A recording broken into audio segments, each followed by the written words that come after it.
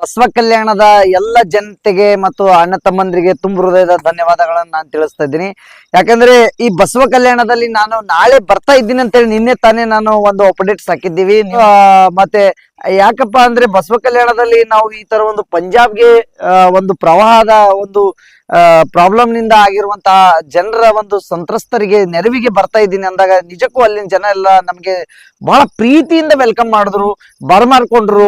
ಮತ್ತೆ ನಮ್ಮನ್ನು ಆಧಾರದಿಂದ ಯಾರು ಖಾಲಿ ಕಳಿಸಿಲ್ಲ ನಿಜವಾಗಿ. ಯಾಕಂದ್ರೆ ಅದು ಬಸವಣ್ಣನ ನಾಡು, ಶರಣರ ನಾಡು ಅನ್ನೋದಕ್ಕೆ ನಿಜವಾಗಿ ನಾನು ತುಂಬ ಹೃದಯದ ಧನ್ಯವಾದ ತಿಳಿಸ್ತೀನಿ. ಯಾಕಂದ್ರೆ ಪ್ರತಿಯೊಬ್ರು ನನ್ನನ್ನು ಕರೆಸಿ, ಗುರುಗಳೇ ನೀವು ಮಾಡುವಂತ ಕಾರ್ಯ ಒಳ್ಳೇದಿದೆ, ಬನ್ನಿ ನೀವು ದಂಪತಿಗಳು ಇಷ್ಟೊಂದು ಚೆನ್ನಾಗಿ ಮಾಡ್ತಾ ಇದ್ದೀರಾ, ಕುಡುವರು 1000 ಜನ ಇದ್ದಾರೆ ಆದ್ರೆ ಒಯ್ದು ಮುಟ್ಟಿಸೋರು ಬಹಳಷ್ಟು ಕಡಿಮೆ ಇದ್ದಾರೆ ನಿಮ್ಮಂತವ್ರು ಅನ್ನುವಂತ ಮಾತನ್ನು ಹೇಳಿ ನನ್ನನ್ನು ಹುರಿದುಂಬಿಸಿ ಇನ್ನೂ ಇಂಥ ಶಕ್ತಿ, ಸಮಾಜ ಸೇವೆ ಮಾಡುವಂತ ಶಕ್ತಿಯನ್ನು, ಸ್ಫೂರ್ತಿಯನ್ನು ತುಂಬಿದ್ರು.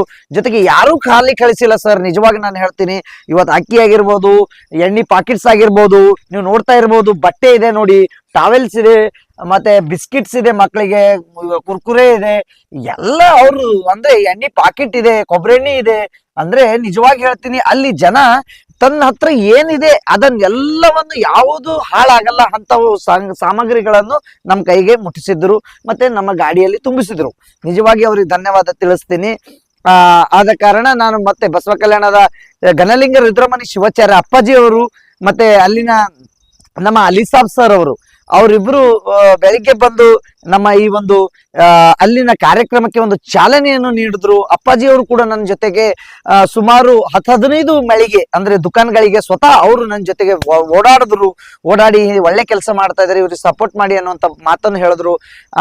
ಅಪ್ಪಾಜಿ ಅವರು ಕೂಡ ಖುದ್ದು ತಾನಾಗೆ ಅವರು ಕೂಡ 2 ಪಾಕೆಟ್ ರೈಸ್ ಅನ್ನು ಕೊಟ್ಟಿದ್ರು.